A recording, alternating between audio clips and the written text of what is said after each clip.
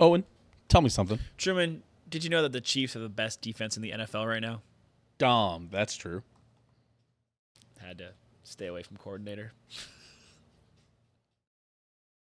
Tripped me up. I know. Ooh, welcome back to another episode of a Dahm. That's true. Of course, I'm your host of the most Truman Steam Machine, Steehn. As always, I'm joined by the bomb. Kaboom. Owen Dahm. See, here's the thing. We are live, twitch.tv/Steam Machine. You could have watched We're generally live around 8:30 to 8:45. I think it's going to get earlier, but we're normally live around that time. And if you ever want to tune in live, you get to see kind of how the sausage is made. You get to see Owen have me start and stop recording. I think it was 5 times. I think this is 5th time's the charm, where I started it and Owen just didn't realize I started it right before I said something. I accidentally interrupted him like 3 times, and then I fucking had a nasally voice one time, and then I tried to say defensive coordinator and said defensor one time. Yeah, he said Steve Spagnuolo is the greatest defensor of all time. And, very nice. And I was trying to say currently in the league right now, but when you hit with defensor, you kind of stop there. So Vance Joseph also could be the best defensor in the league. Defensor. Right, so welcome everybody into another episode of Dahm. That's true. We've got a huge slate for you. We are recapping Chiefs Saints. Yep. We are going to preview Chiefs 49ers because next week is the bye week. Yep. So we are doing bye week trivia. Yep. And me and Owen are trying every light beer that we can get our hands on. We are? Yep. Fuck. That was always part of the agreement. Oh, gosh. And then and Evan's going to be here to do that for us. And then he's not trying. Oh, are we doing the light beer box? No, we are legit just going to try to get any light beer we can get and try it. Truman, there's like 20. Yeah, but I mean, we'll probably get like 8 or 9 or 10. What the fuck? Name a light beer. Genesee Light, Rolling Rock, Miller Light, Bud Light, Michelob, fucking Budweiser. Kind of Rolling Rock is a light beer? Yes. You said Budweiser? Yes. It's not a light beer. Okay. By definition, if there's a Bud Light, Miller Light, Coors Light, Rolling Rock, Keystone Light. Okay. Michelob Ultra. Okay. Corona Light. Okay. They've got a light. Yeah, that's right. Modelo, I think, has a light. Modelo has a light. Genesee Light. Ugh. Honey Brown. Honey Brown, sadly, not a light. Maybe Garage Beers might be one. Dude, see this number's getting big. To be fair, I'm gonna go to Total Wine and More and just get probably the pounders of light beer, and that's what we're gonna have. What? That's a lot of waste. We can't finish all those. That's not waste. Just get a couple. Or we could just get a fucking like 6-pack, man. We don't need a waste beer. That's no, we a crime. need to try all the beers. That's the point. Is trying all the beers. We might be able to make 6 packs. Why are we of trying light beer. beers though? Because it would be interesting for the people. We had one viewer request that we try all light beers, so we're trying for Grub Buds. For Dahm, that's true. Are you sure it was for Dahm? That's true. Yes, they said during the bye week this would be very funny if you did it. But shout out Roaring Bull. Oh, it's fucking Rory. Gosh dang it, Rory. All right, fuck it, whatever. So we're drinking a bunch of light beer next week and doing trivia. Maybe we should. Nah, we'll just do it on Monday. It'll be all right. Just be hungover the next day. How am I gonna drive home? What? Am I gonna have to wait here to drive home? I can pick you up. You didn't think about that, did you? We give you Joe can take you home. Yeah, make Joe. See, there's a lot of holes in this. We'll patch those as we go. We'll figure it out. Well, you're here. Real quick, let's do the Bengals Byte. Okay, because we can do Chiefs Saints first. Well, no. So we're this way. We're in chronological order. So then Bengals were before the Chiefs. So for once, you can do Bengals first. Right. For starters, right. Ah! God damn it! What the fuck was that game? That was a really terrible loss. I will be honest with you. I was like, oh, we have the ball with 3 minutes left on the clock. Fucking don't fuck this up. We have to punt the ball. I'm like, all right, well, stop. It was Bengals Ravens, right? Yeah. Bengals have the ball, 3 minutes left. They punt. Yep. They end up going to overtime. Yep. Because the Ravens are able to kick a field goal. Ravens receive the ball. Yep. They're driving pretty all right. They're on the Bengals side of the field even. Yes. But then fumble. Bengals recovery. Yeah, Lamar Holy Jackson just shit. doesn't pick up the snap. It was a bad snap, but also Lamar Jackson just didn't get it.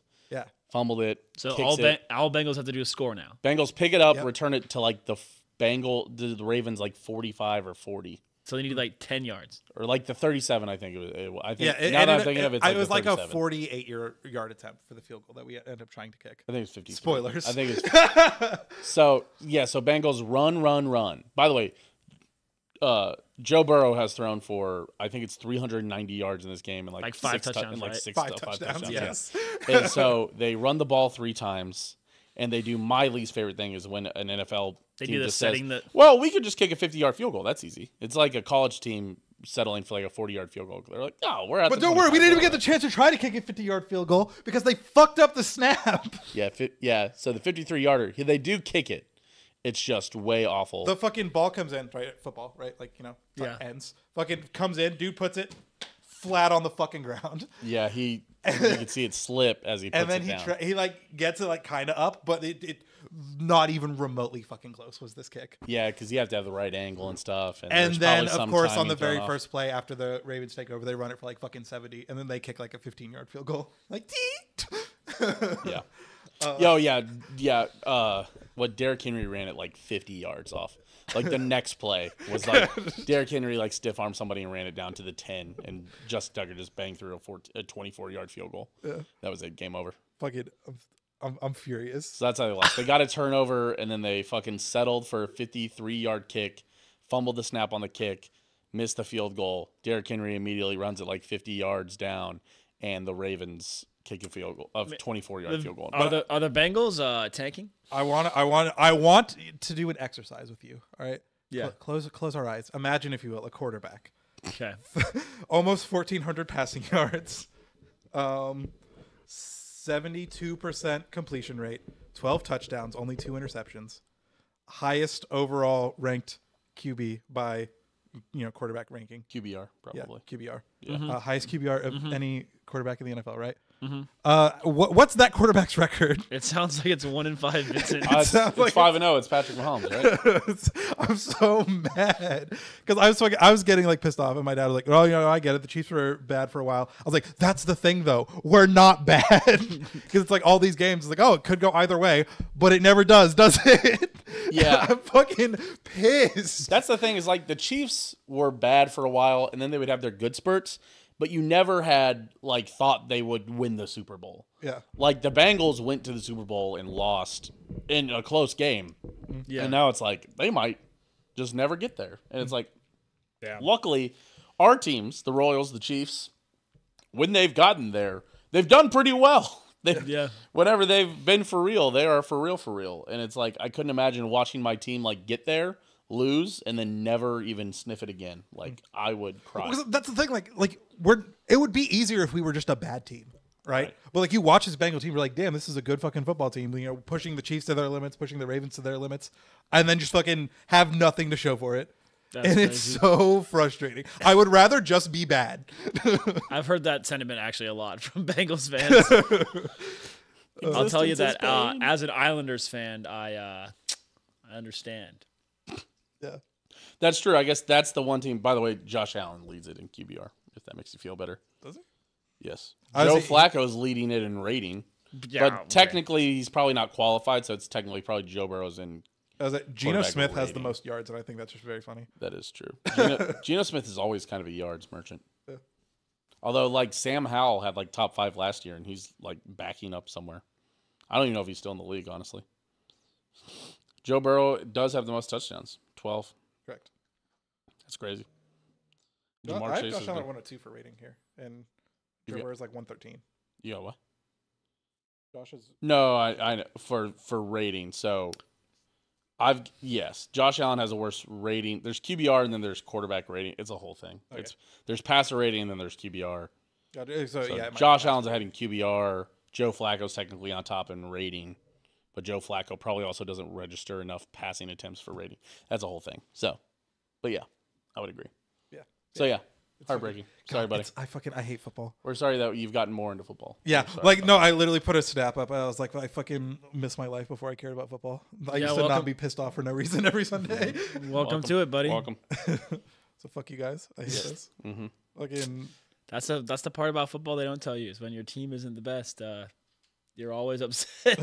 Well, like I like one. If we were just bad, it'd be fine. And if we were fucking we're 1-4. If we were like fucking 3-2, I'm chilling. Oh, I don't mean not the best as like a downplay of like not a very good team. I mean not the best as in literally anything except the top team in the league. Yeah, I know what you meant. Yeah. Yeah. Speaking of, I think we're gonna move on and start talking about our best team in the league.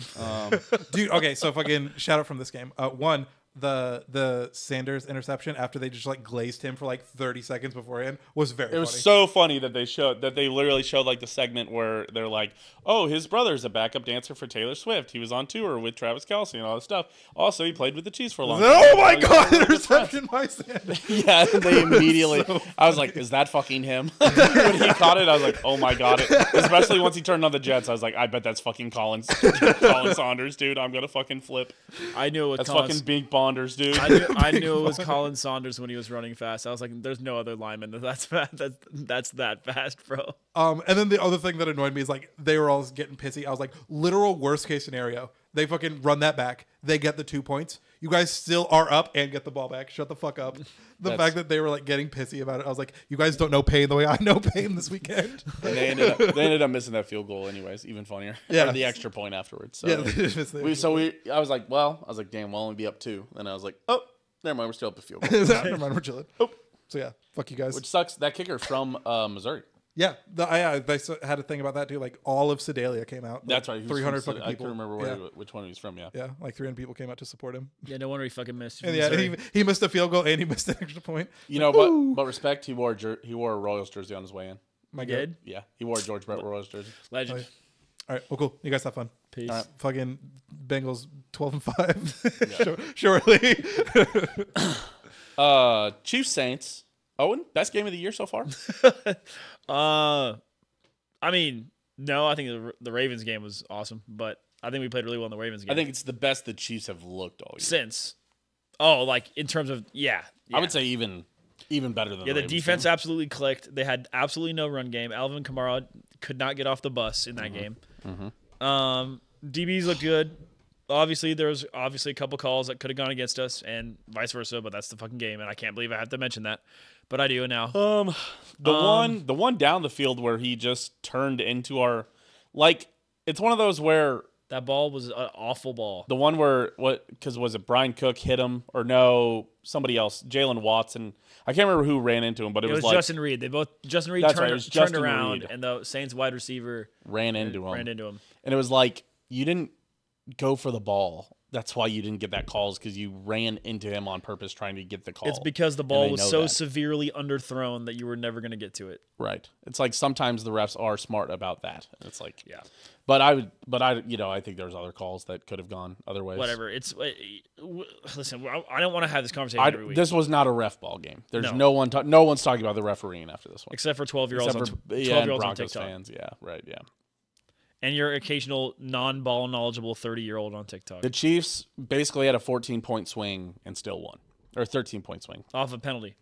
No, off the Don't forget that we had a touchdown taken away from a penalty. did we? Yes.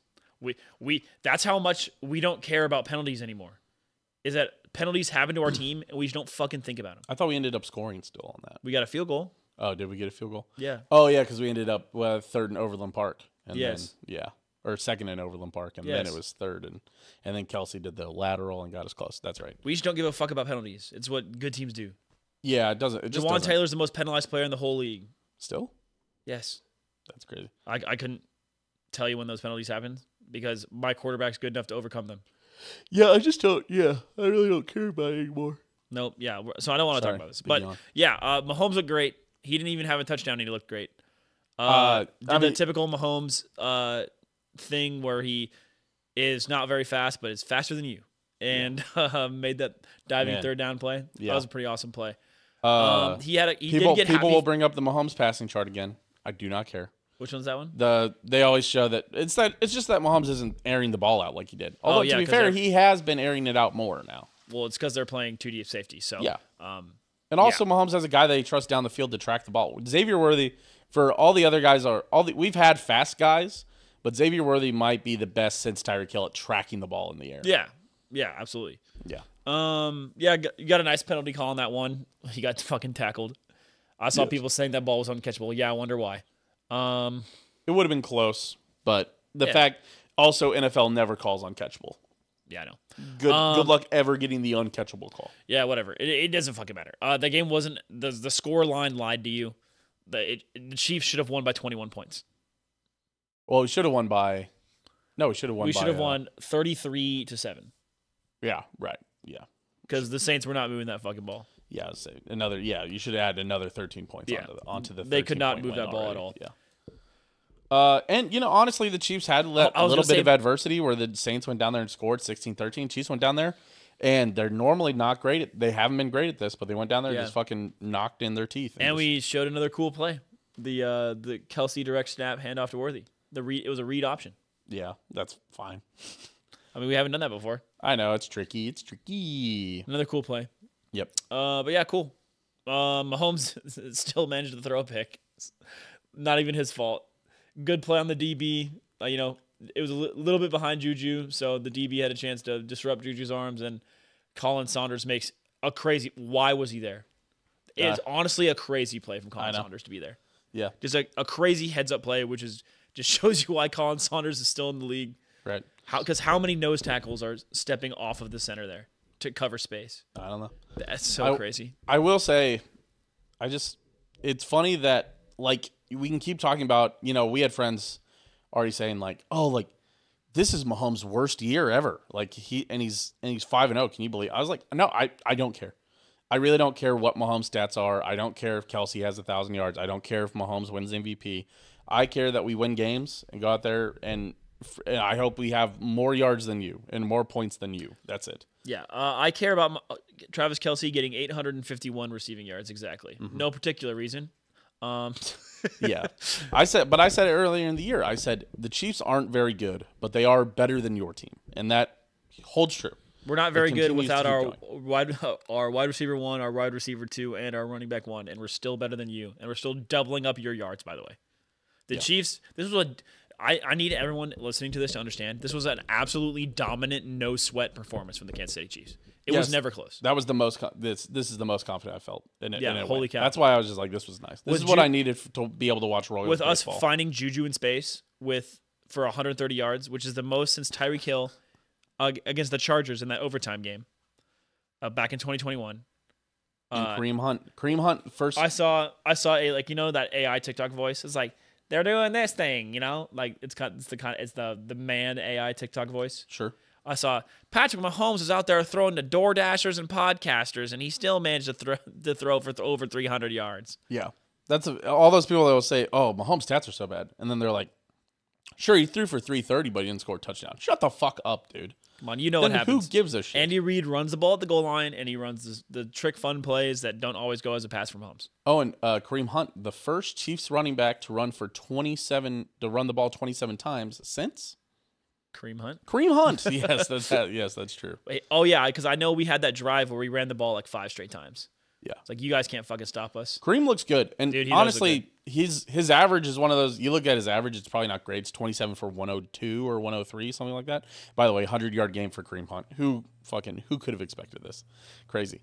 But he's probably it's 27 for 102, and you're like, that's fine. But to be honest with you, he felt good. You looking at he's him? got some tread on the tires. Oh, absolutely. There's definitely some NFL teams that are probably upset they didn't try to sign him. Well, we were saying this in the bar. He still did the thing he did in 2018, which you and me talked about this ad nauseum about specifically him. He gets hit and he falls forward every single time. It's the Jamal Charles disease where you've got him stopped. Oh, falls forward 3 yards, and you're like, oh. You're like, damn, it's still a pretty good run. The first guy, if you're one-on-one with Kareem Hunt, you're missing. Yep. Yeah, I mean, you might be making contact, but he's going for 2 more yards. Yeah. So, I believe he's near the top of the NFL right now in yards after contact. Mm-hmm. I bet. I don't think there's a ton we even need to say about it. It's just, it was dominant. Chiefs performance. Travis is back. I mean, Juju being a wide receiver 1 again. Slant guy, slant boy, dude. He's got what Mahomes needs. He settles into open space. He knows what to do. I don't care what you say about like Justin Watson and Noah Gray. If Justin Watson and Noah Gray are fucking like distractions, perfect. They'll be there when they need them. They'll get a first down on it. They'll convert a 3rd and 15 for 18 yards. If FanDuel and all the other betting apps continue to put Noah Gray yards over under at 12.5, that's just free money. Noah Gray's getting 1 catch for 14 yards every game. He's good for 1 catch. Yeah. Just like Justin Watson. I think we had the Justin Watson thing last year where his was like 17.5. It was like, I bet that. And he got it. He got like a 22-yard catch. Like, there it is. You look at his yards, and they're not super impressive or whatever. But you know what those guys don't really do? They don't fucking drop the ball. Yep. Mahomes throws it to him, trusts them, they're there. And for whatever reason, Justin Watson's always doing a toe tap on the fucking sideline. And he is good at that, huh? I don't know what he's doing, but he's always there for the toe tap. Mm-hmm. But yeah, by the way, how many offensive snaps did Sky Moore play? Do you know? Because I do. I have something else to say about this. But I bet Sky Moore played 3. Zero offensive snaps, and there were no drops. That's crazy. Well, I mean, there was some drops, but there was a drop by Sky Moore. Yeah, holy fuck! On the kickoff. He's done. He's done. That's Dave Tobe trying to show Andy Reid, like, hey, this guy belongs on the team because he's probably been putting in the hard yards for Dave Tobe. Dave Tobe probably vouching for him. He's done. It's over. Yes, Hollywood Brown and Rashee Rice is hurt. And we brought in Juju, who just had 130 yards, and you had 0 offensive snaps. Your career is over. It's done. You need to start somewhere else. You will not go anywhere else and play anywhere else, but you should try to go somewhere else. Yeah, it's over.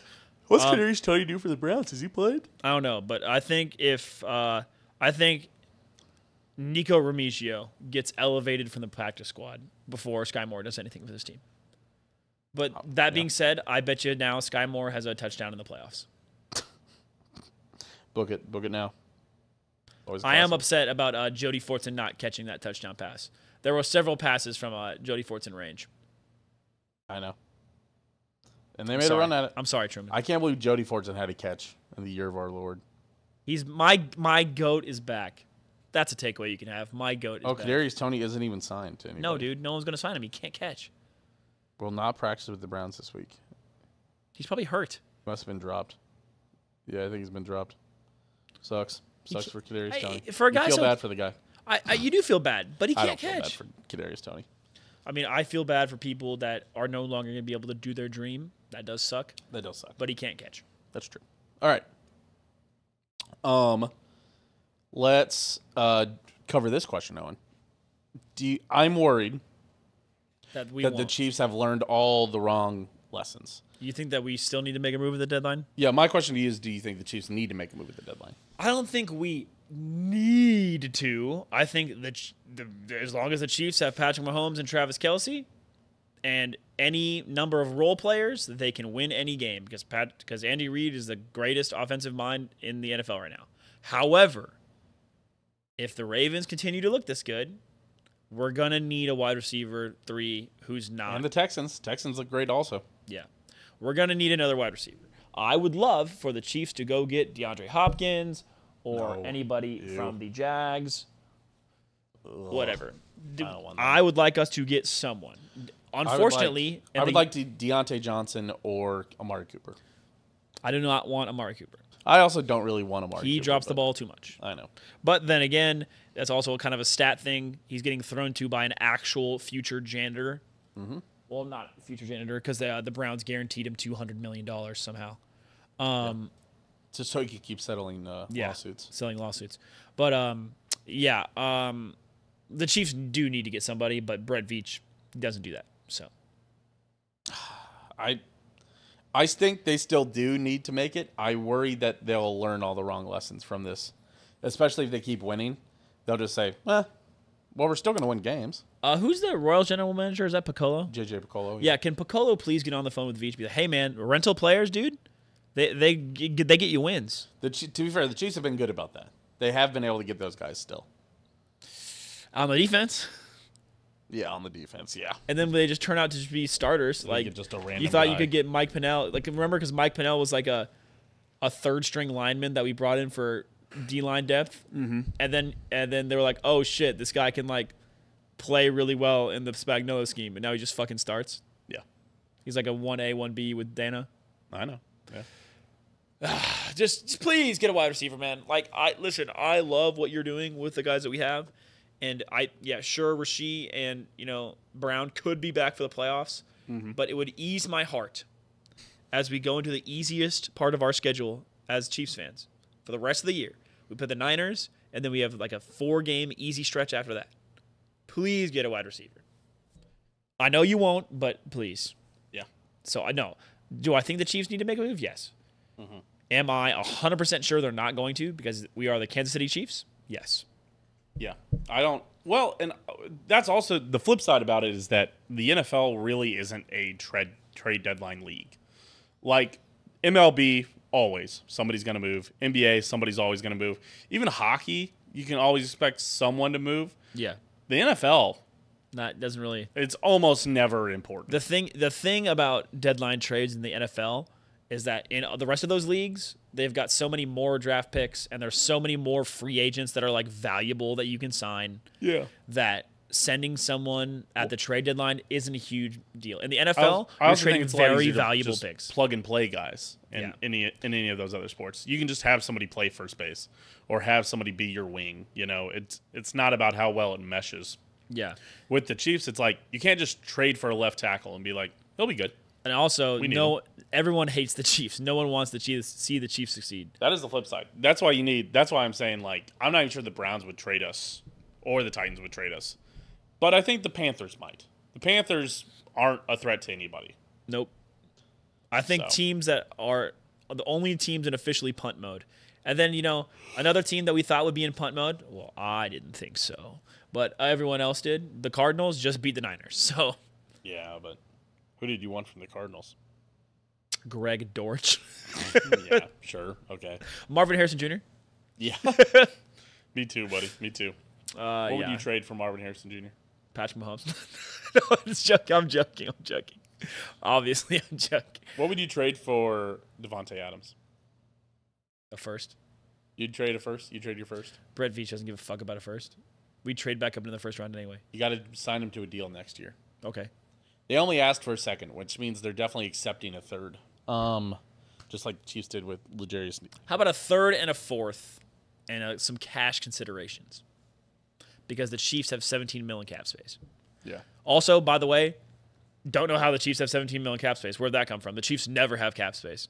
I can't remember who I saw somebody throw out where they were like, oh, we should just go get this guy or this guy. And I was like, it was Justin Jefferson or like somebody else. And I was like, you would have to trade all of your picks this draft and probably the next draft's picks too. The Vikings are 5-0. They're not getting what? It was something weird. The Vikings are shockingly in win now mode.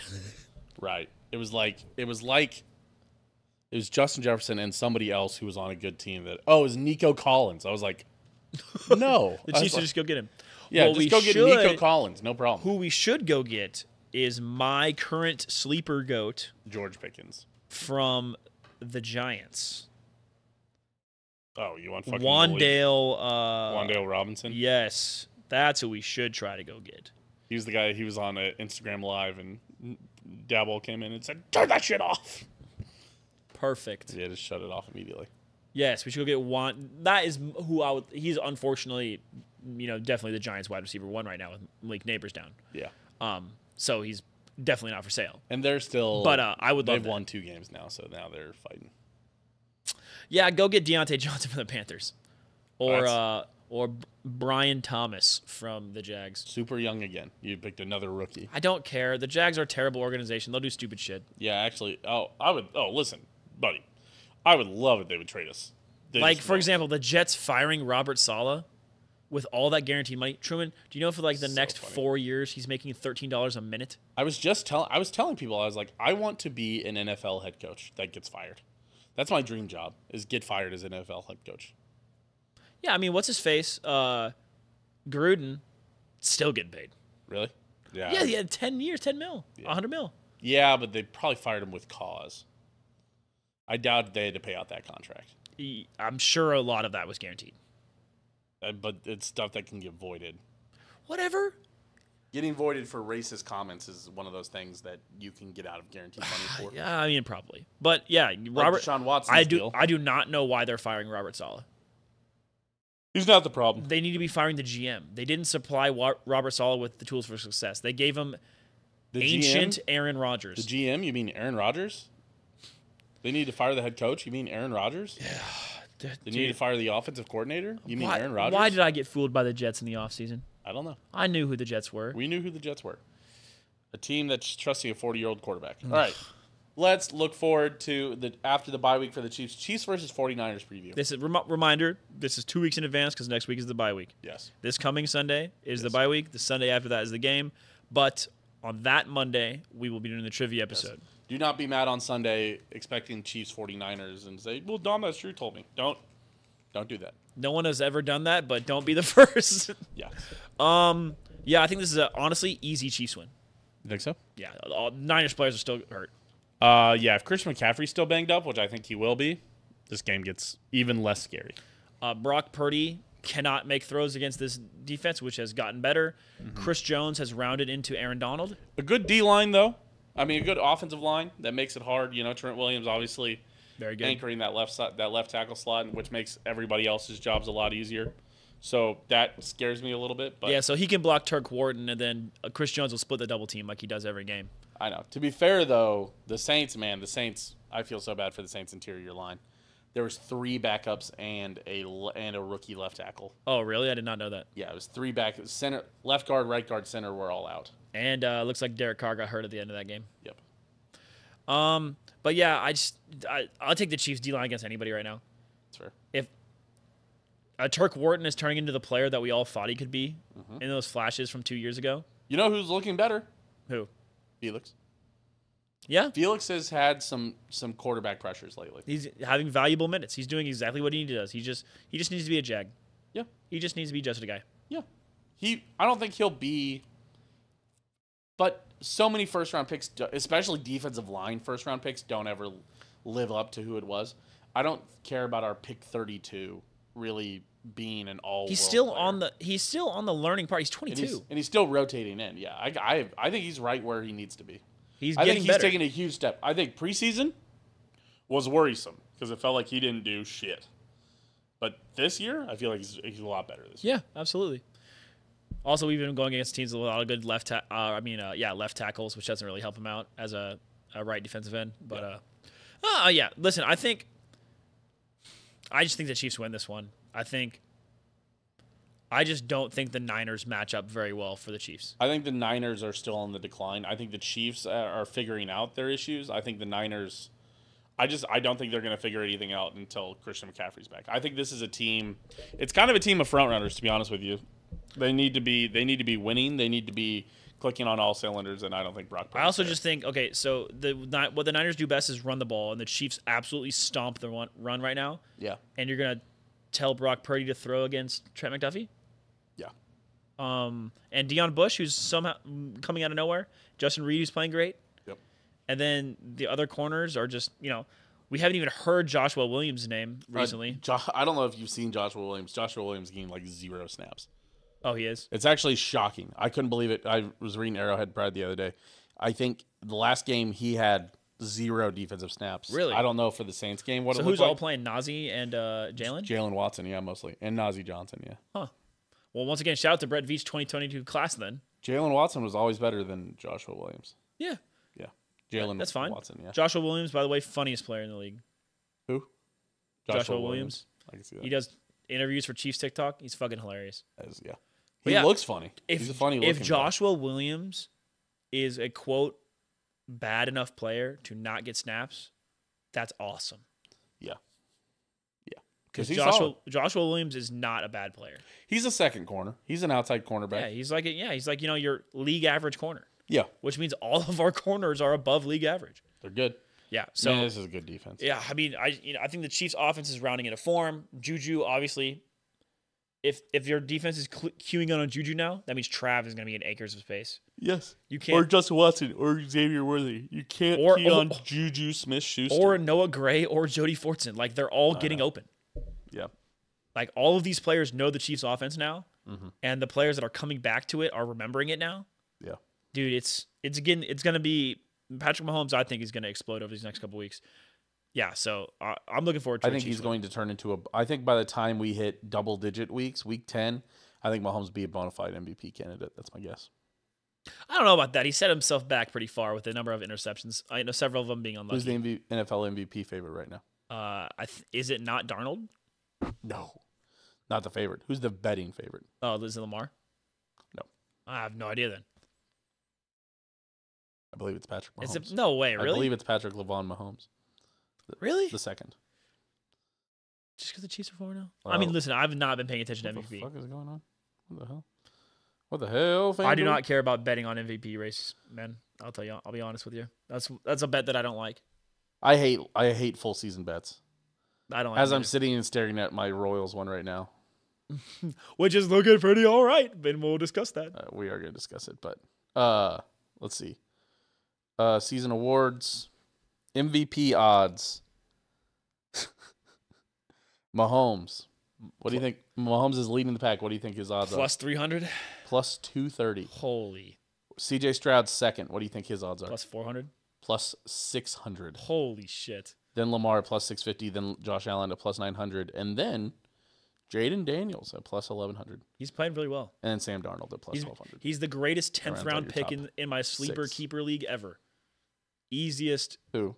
Jaden Daniels. Yeah, that's a good pick. That was good. You have him playing over Mahomes right now. Yeah, I do. It was a smart decision. I mean, he's like quarterback too. Okay, so yeah, but yeah, Chiefs look good right now. Yeah. Once again, Saints Chiefs score should have been like a 40-6. True. Very narrowly wasn't. Yeah. Okay. Colin Saunders really making 14 points for the Saints there. Yeah. 14-point differential. Okay, let's do here real quick before we move off of Chiefs real quick before we do score prediction. Mm-hmm. I saw this on TikTok and I want to get your opinion. People were talking about the Colin Saunders interception. I can't lie. I was upset that we missed a touchdown, but when I saw it was Colin Saunders, I did have a little smile on my face. Yeah, I think you do feel good about that. Where I was like, this is funny. Yeah, because that's what the TikTok consensus was. Everyone was like, yeah, we all love Colin. So fair. Okay, score prediction. Give me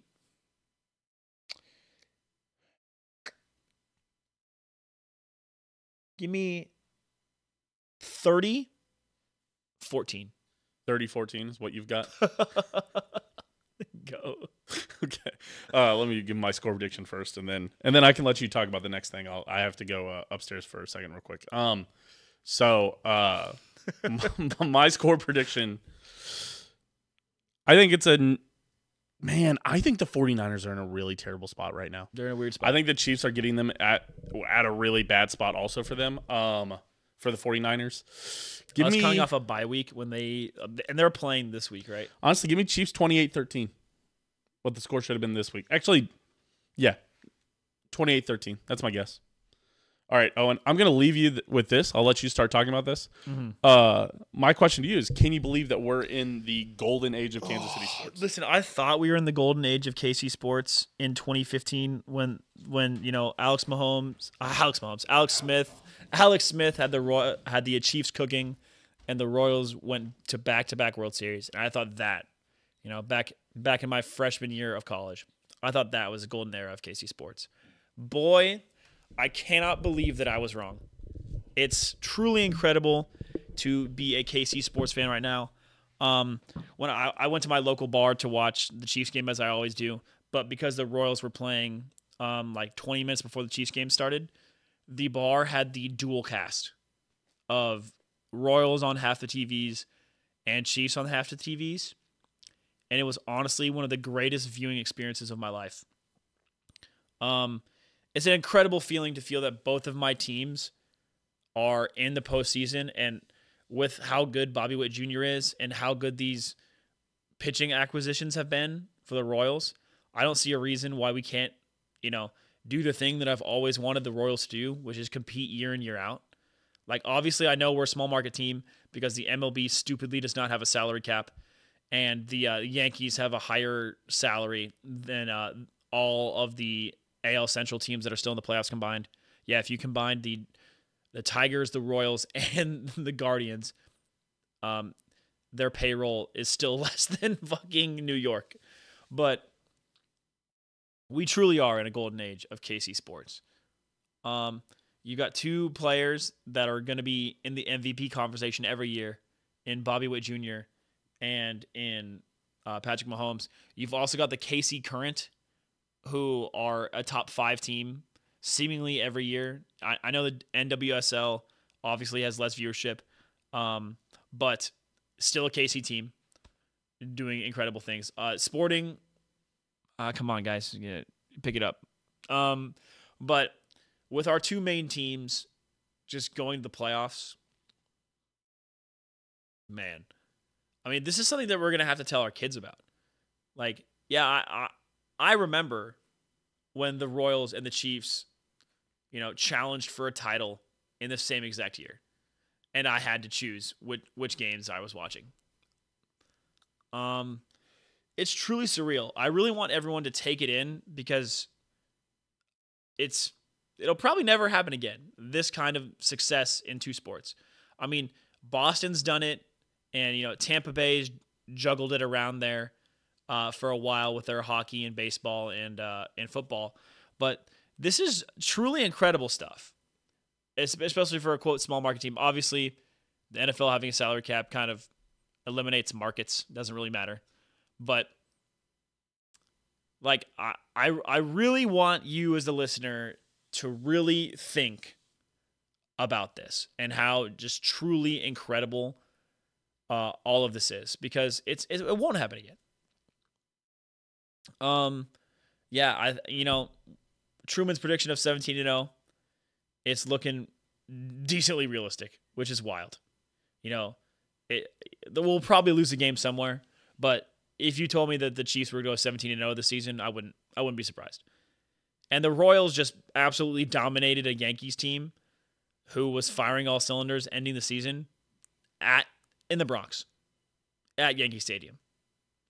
And we've got a playoff atmosphere coming back to Kansas City. The entire city's excited about it again.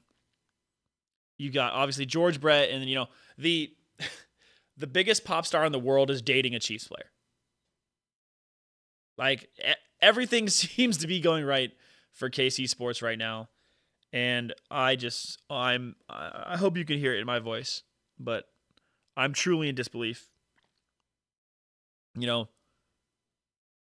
know that and also, Kansas City sports, the Jayhawks recently, I'm not a Jayhawk, I wasn't super excited about this, but the Jayhawks just recently won a national championship.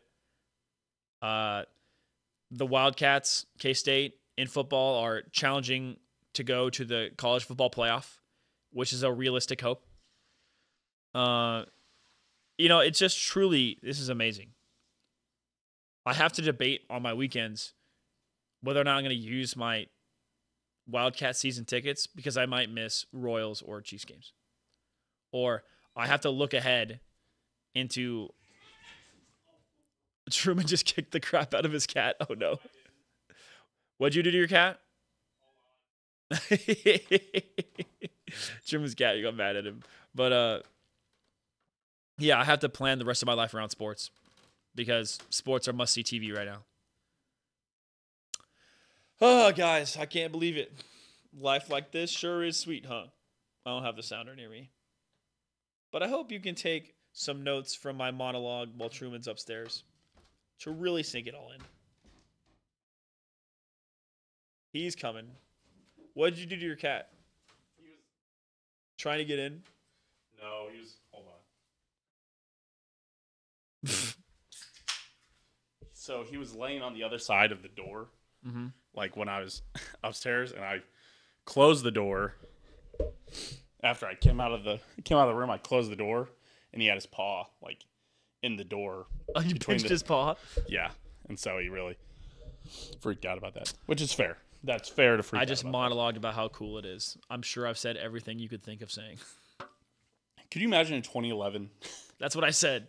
Having like Matt Stairs, or you're starting like Yeah, the Royals. Was that a Kyle Orton start? Oh my God, I don't even want to think about the Chiefs. I was just even thinking about just the Royals, where Eric Hosmer had just gotten up, Mike Moustakas had just gotten up, Alex Gordon just moved out to left field, and and then you have like Herm Edwards is your coach, and yeah, he seems really torn up. To be fair, the cat seems really bummed. Really beat up. Yeah, how will he ever recover? And then the Royals are horrible. Yeah, the Royals are horrible. They're going to lose. It was like 92 games. The Chiefs are awful. Like Herm Edwards is your coach or Todd Haley at the time. And you're excited. You're getting yourself excited about fucking Matt Castle, all this stuff. And then all of a sudden, here we are 14 years later, telling yourself, 14-year-old you, telling yourself like, hey, by the time that you're like in your late 20s, you'll have seen 4 titles. Right. Both your teams will be in the playoffs. And Kansas City will be the center of the sports universe for a night. What I was saying is, imagine telling 2015 you, yeah, that it's going to get better, or even 2014 you, yeah, that it's going to get better. That Royals run felt so weird and fluky, and it'll never be. Well, I'm still upset that we lost that because we're the first team ever. Because that 2014 Royals team was the first team to go undefeated through 8 games and not win the World Series. I know, yeah. There was 4 other teams that had done it. They all won it. Really? Have they all swept their way there? Yeah. Well, no one had won as many in a row as us. The record was 7. There were 4 teams that had run 7 in a row. Yeah. In the playoffs, and we won 8, and we didn't win the World Series, which is crazy. Sucks. But I mean, yeah, imagine. Again, okay. You lost to the greatest pitching performance of all time. Imagine telling 2018 you're super excited about this quarterback who's blowing up the league, right? End of season 2018 that's gonna get better than that, right? Or even 2017. Imagine saying 2019 it's gonna get better. Yeah, I know. I mean, fuck. Imagine telling last year it's gonna get better. Yeah. You can have told me. Yeah, you can have told me. Listen, I bet $10 on the Royals to win the World Series. That bet is worth $1,500. Or that bet, if I win it, is worth $1,500. Yeah, let me check. Now that bet has been offered to me at $95. We should probably cash those. By the way, I'm down to see what this first game does. I think that right now though is the best value we're gonna get because unless of course it's the best value. Yeah, it's the best value you get. Unless I like our pitching matchup tomorrow. That's the thing. I also do as well. I like Lugo versus whoever the hell they're going to march out there. Yeah, yeah. Mine is worth $5 to get 380, and they're offering me $18 right now. So I think I'll let that one ride. Yeah, for sure. For only $18. By the way, speaking of real quick, I know we're on this. Other bets that I think are looking great right now: Cardinals over 7.5 and Cardinals over 8.5.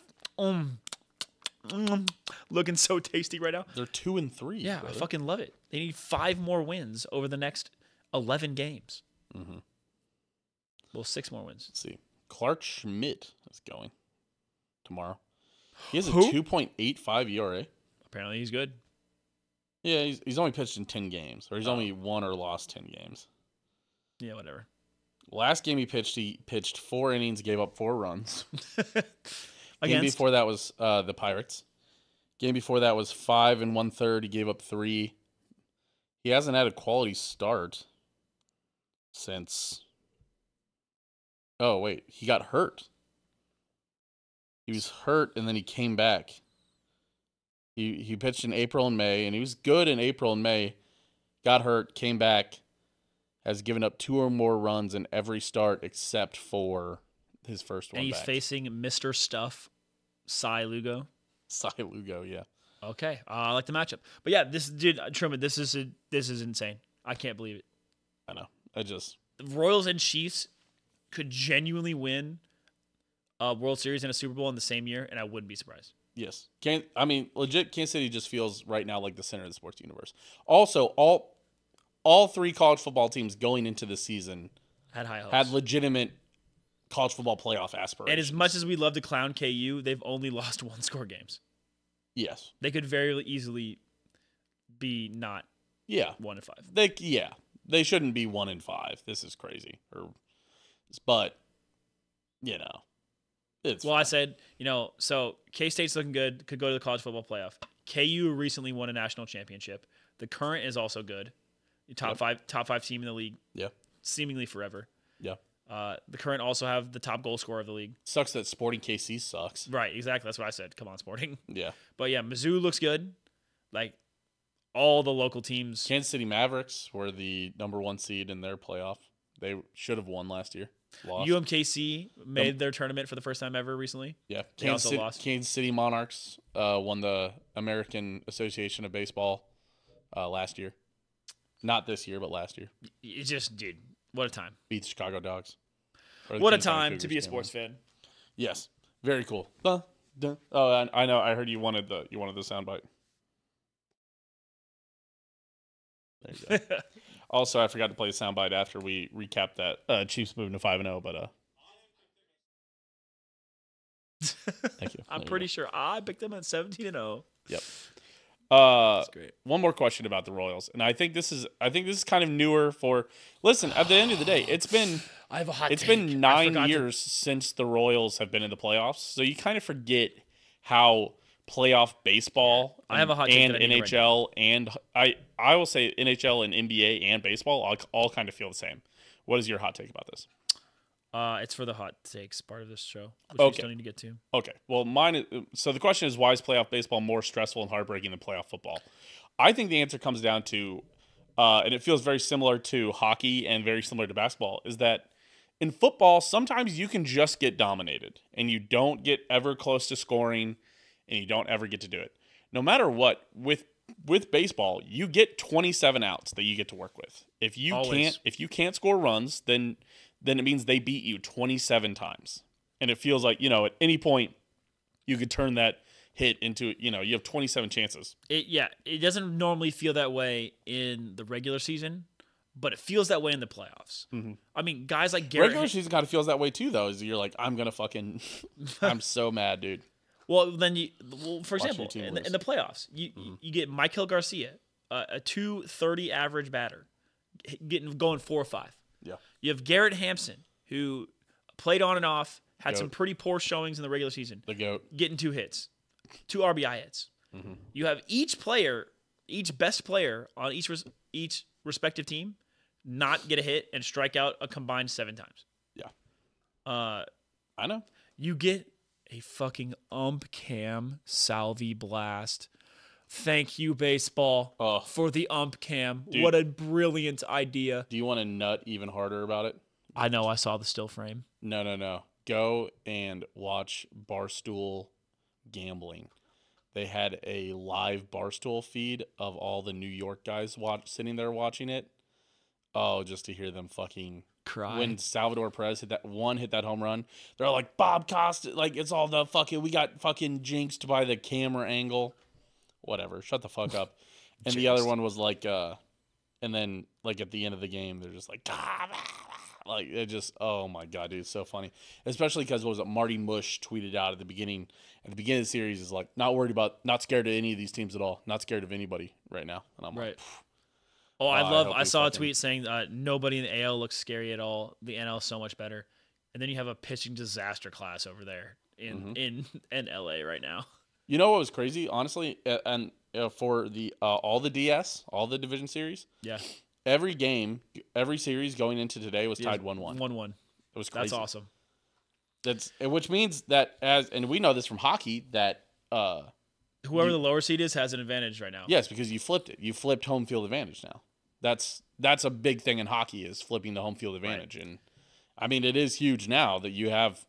The Royals now have the advantage. They have 2 home games. The Yankees only have 1 more remaining if they go 5 games. It won't. But why is playoff baseball more stressful and heartbreaking than playoff football? Because you always have a chance.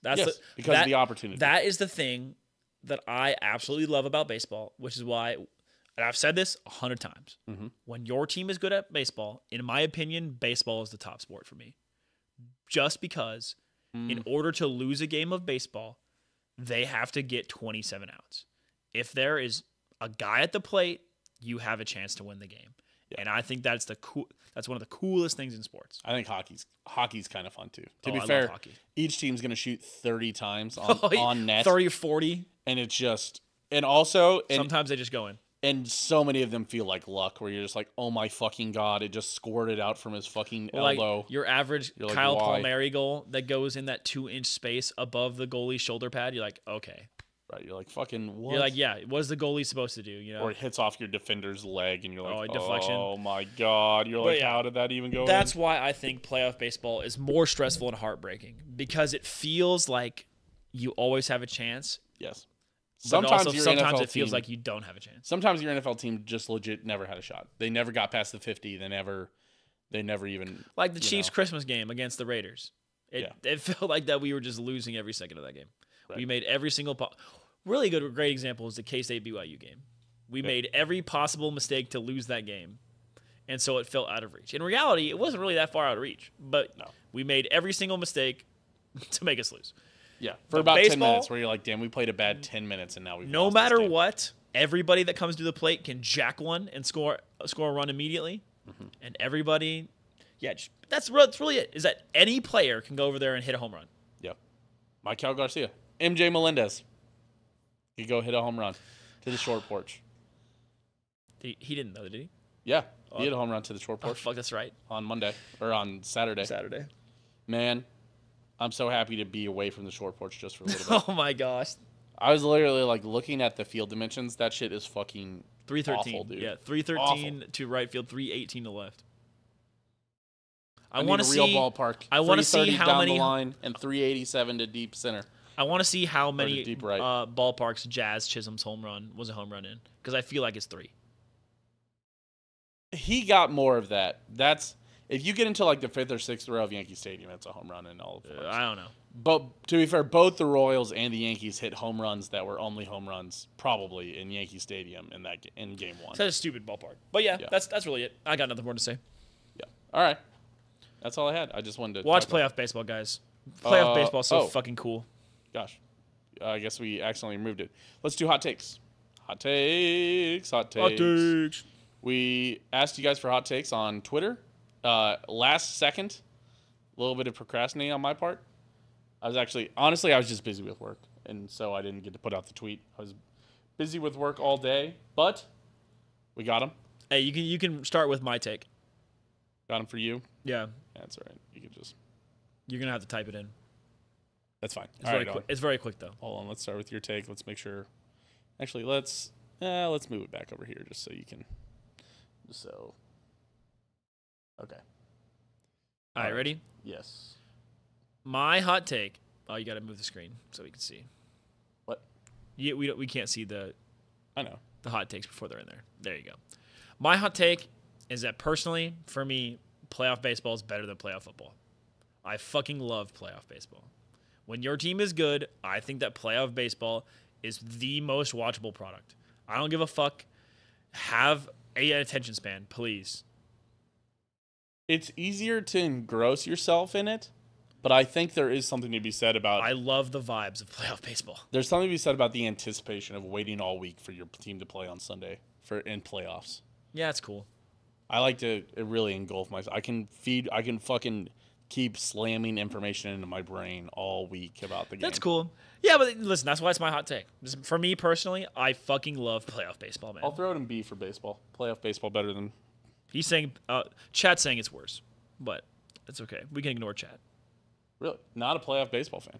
I love playoff Joined late, just heard end of conversation about Jazz and his home run. It's a can of corn at Kaufman. That's funny. I mean... Luckily, it didn't matter. Oh, he put his alligators the wrong way. Chat also loves playoff baseball. Oh, bad chat. Playoff baseball, ups, yeah. Fuck, dude. Oh, I love. You know how I would describe Jazz Chisholm's home run? What? Lucky. Dude, did you see his retweet? He retweeted the StatMuse thing. What was the StatMuse thing? He retweeted the StatMuse thing that the Royals were lucky to be in the game for game 1 because he was salty. What? Yeah, StatMuse apparently said the Royals were lucky in game 1. Oh my god! And guess what StatMuse said about game 2? What? The Royals should have won by way more. I mean, Salvador Perez was retweeting stuff about the umpire scorecard. Oh, I saw that. Yeah, he was mad. And then Michael Garcia was chatting about how Carlos Rodon needs to shut up. What was he doing pimping stuff in the first inning? That was crazy. Looking back on that, that was insane. Bro, Jazz was out at second. Oh, absolutely. He was out. Yeah, the tongue was crazy. Why are you... And honestly, I looked at it. I didn't even realize he was doing that at the Royals dugout. Yeah. Like, when you looked right, when he put, like, because both of those, I was like, oh, he's just falling that way, whatever, he's looking around. But if you look, he's looking over to the right at the Royals dugout, sticking your tongue out. That is crazy in the first inning.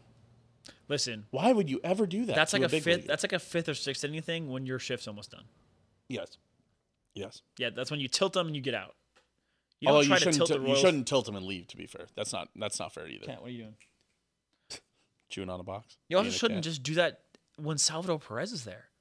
Yeah. Salvador Perez, that's the kind of crap he loves doing. Also, freaky Salvador Perez hitting that tongue around the third row. Fucking Rodon hanging a slider against Salvador Perez.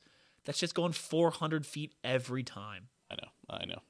Oh, and the ump cam. Oh, bring me back to the ump cam. Oh, baseball is the greatest thing you've ever done for the sport is that ump cam.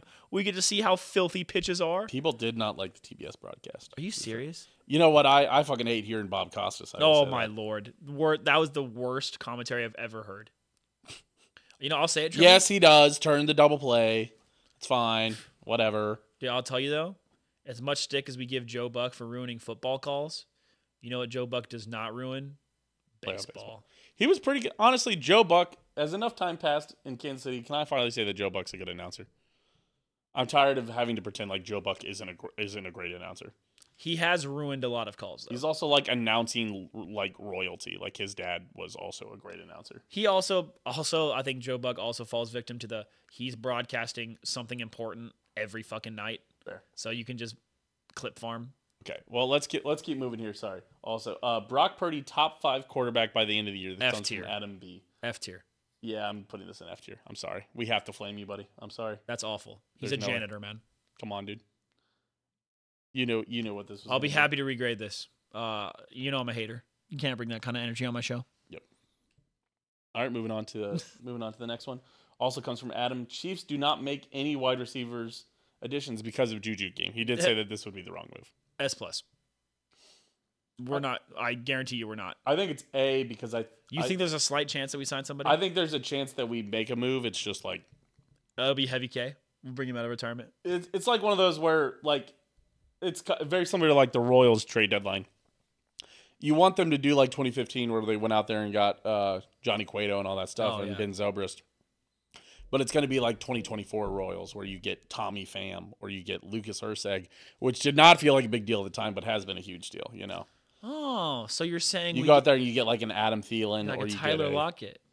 Yes, you want right. You want a guy who's going to be a You want Devontae Adams, you want Deontay Johnson, you want Amari Cooper, but you're going to end up with DeAndre Tyler Hopkins. Lockett or Calvin Ridley or something, something like that. Calvin would be crazy. We're getting D-Hop though.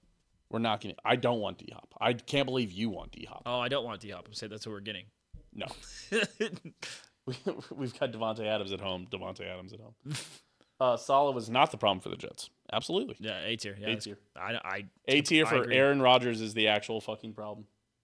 A tier for the front office fucked Saleh in the ass, gave him one good player and said win the league with Mekhi Becton and Sauce Gardner. So Commanders win their division. It comes from Adam. Here's the question. Spicy. What was the Commanders' record last year? I believe they went 7-9. We've had this discussion a lot. I think they had 6 or 7 wins. God, because they were in the ESPN app. I can't. Because I know ESPN hates you looking at an old year, but I think we've had this discussion. They were not the worst team in the division last year because the Giants were worse than them. I think they had 7 wins last year.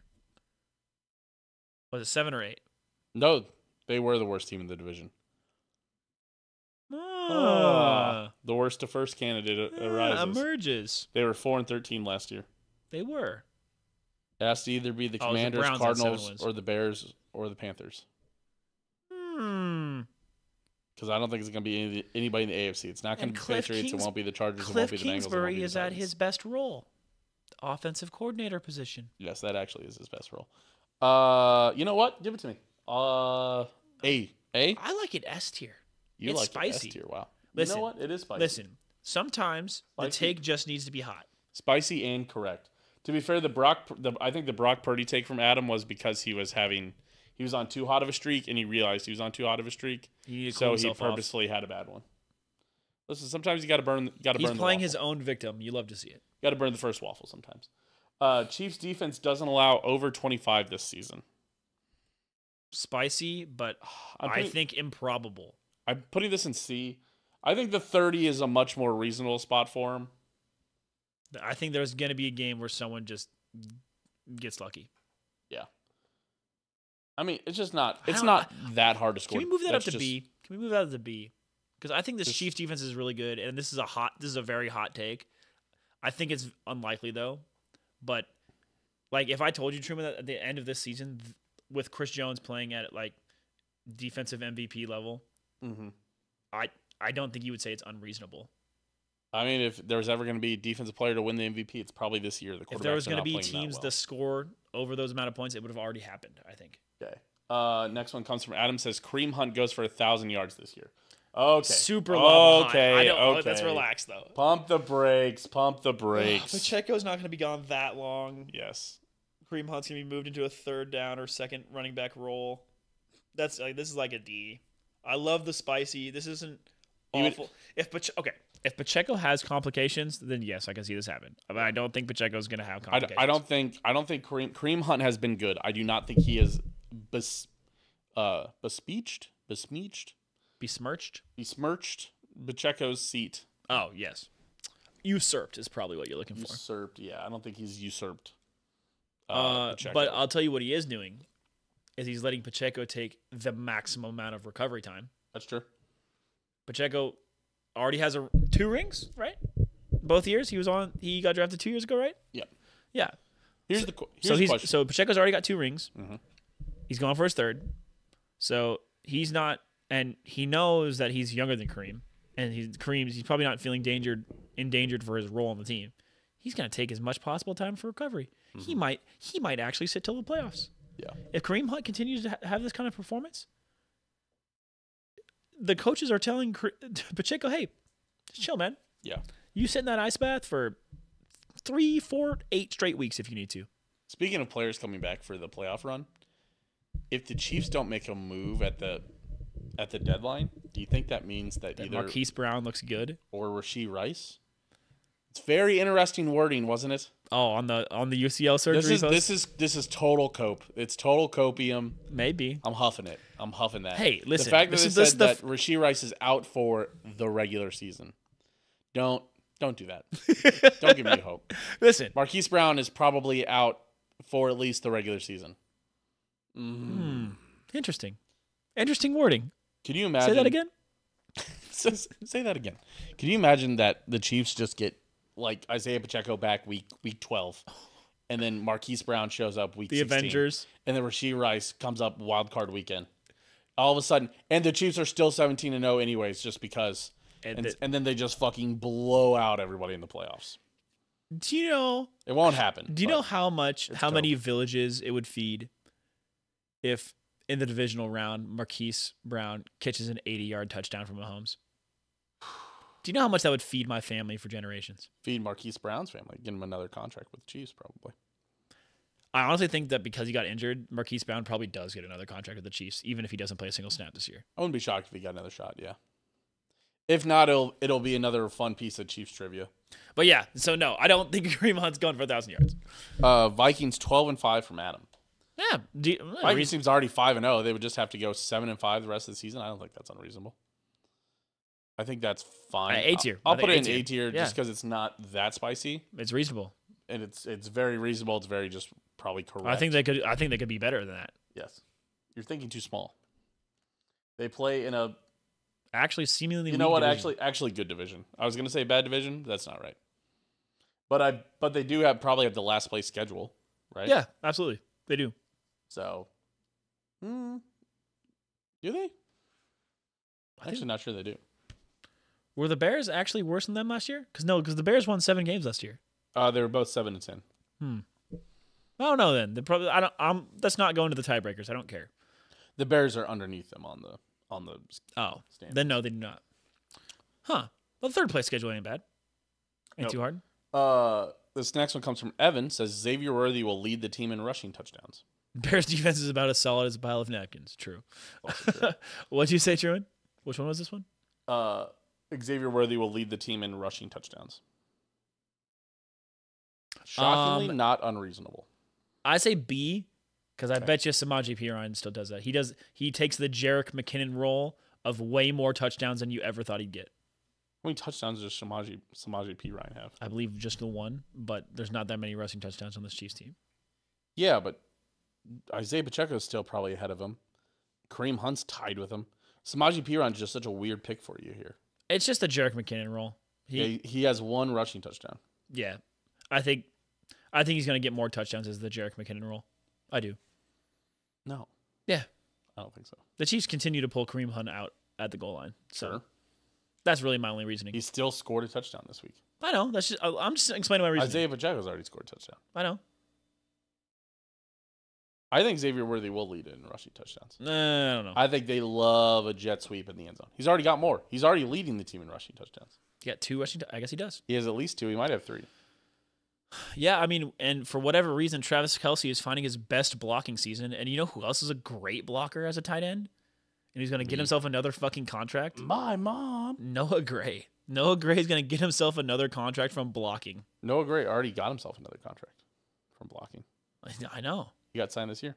Oh, he did get for a 3-year deal. Oh, he did? Yeah. Oh, that's right. We talked about 2 weeks ago. He got extended, 3 years, like 18 and a half or 22 or something. Great deal for the Chiefs and him. Yeah. Xavier Worthy has 2 rushing touchdowns. Kareem Hunt, Isaiah Pacheco, and Samaje Perine all have 1. Yeah. It's not unreasonable. Yeah, give me Xavier Worthy to... You like it? Where did we put it? Oh, we didn't put it anywhere yet. Oh. Give me A tier. Yeah, I can't. Because it's spicy and I think it's going to be right. I can't contest it. A wide receiver leading the team in touchdowns would be wild for rushing touchdowns. It's very Andy Reid coded, honestly. What if we just all of a sudden start QB sneaking? That would be funny. Bobby collects 15 or more bases between tomorrow and Thursday night. How is he going to do that? RBIs or bases? I'm always confused by bases. Is it bases are the number of bases they get hit, or if it's just how many he travels? I don't like this take because he's slumping, but I think he could pop off for Kaufman.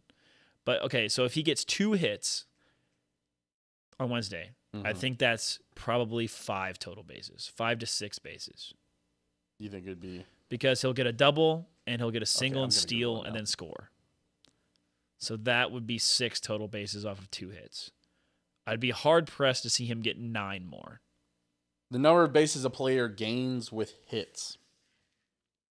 So steals and stuff don't count. How many? Yeah. So So a triple's worth 3, home runs with 4. Right. I don't like this take. 15 bases is a lot. That's 2+ hits a game. He's got 5. At best, he's got 5. He's got 10 at bats coming up. There's no way he's averaging 1. Because I also don't think this series is going 5 games. No. He said between now and Thursday. So just the next 2 games. We play Wednesday and then Thursday? That's not unreasonable. 1 day turnaround's kind of weird, isn't it? A little bit, but not that weird. Why are they not playing on Friday? Because I assume they can have a travel day to go back to without having to go too long. Well, I mean, it's not going 5, so.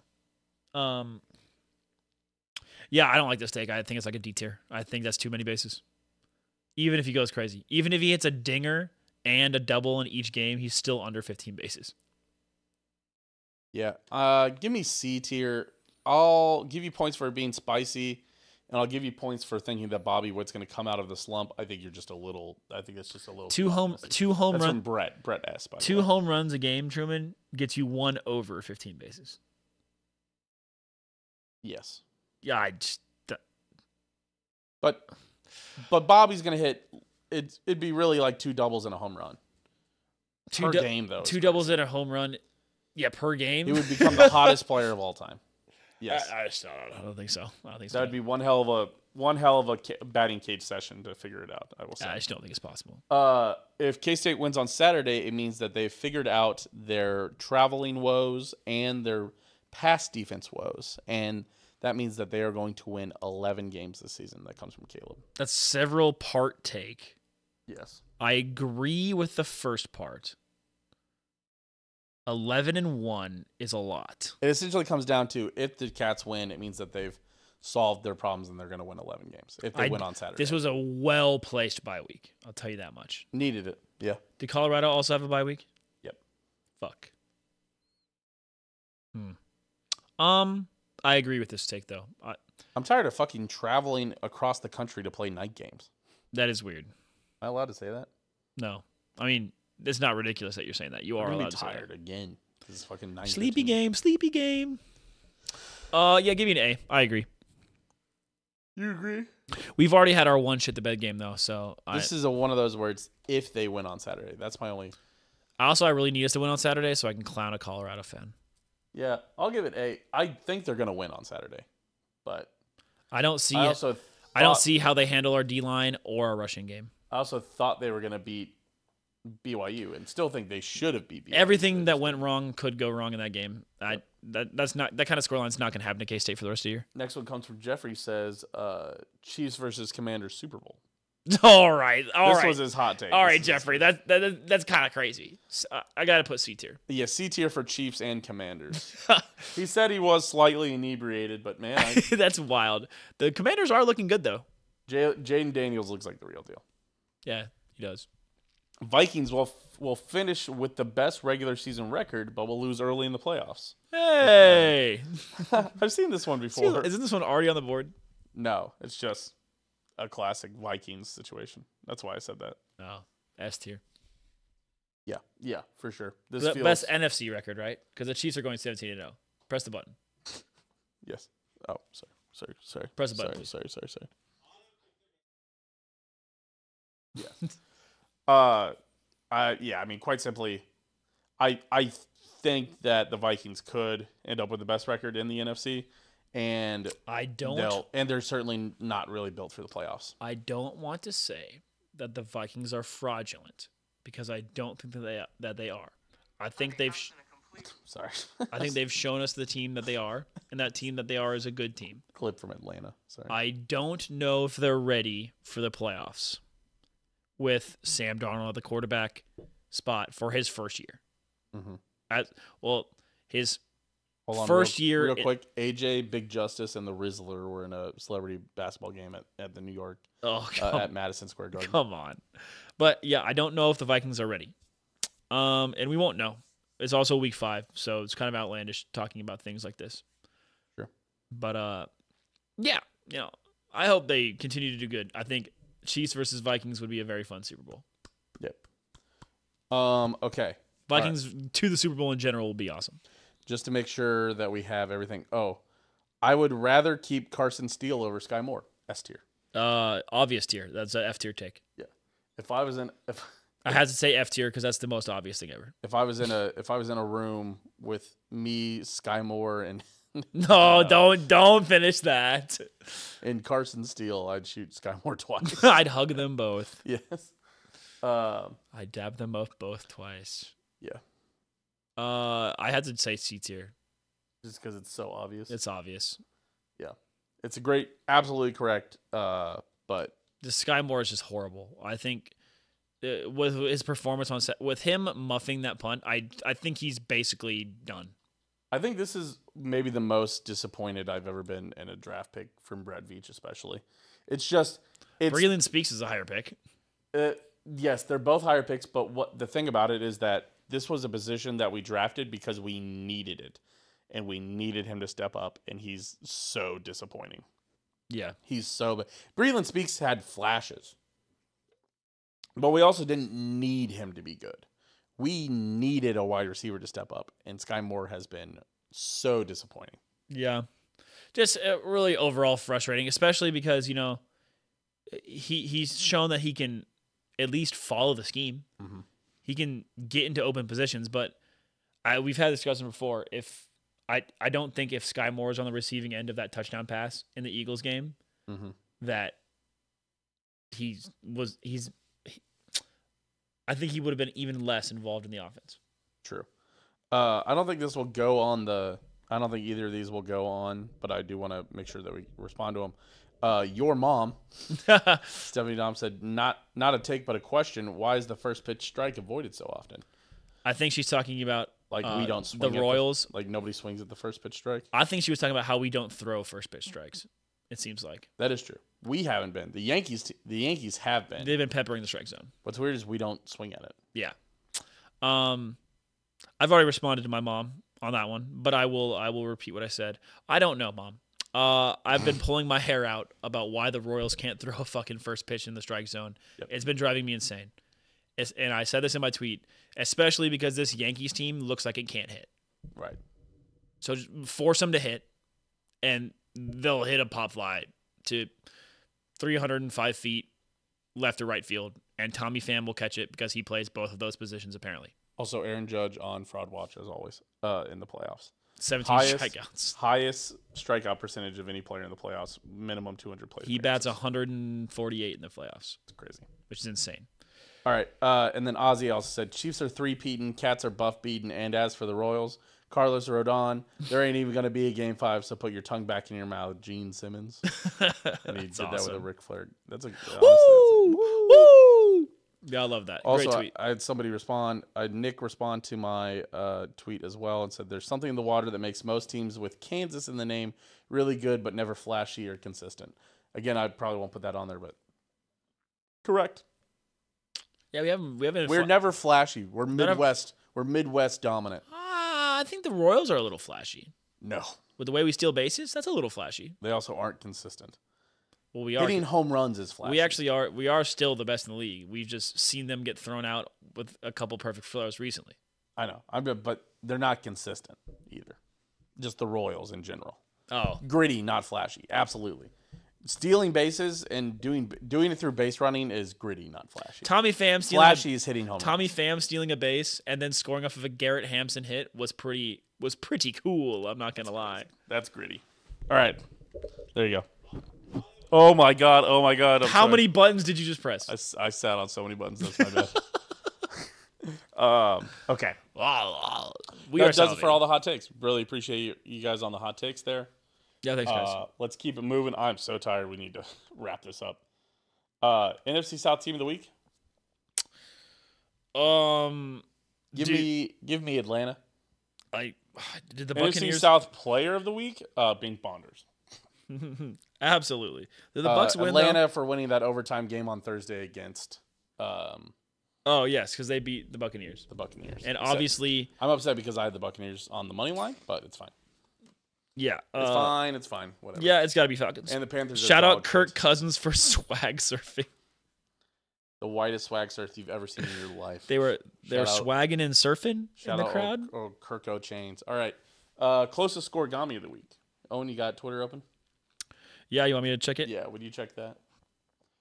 God, I'm trying to think what would have even been a good opportunity for it.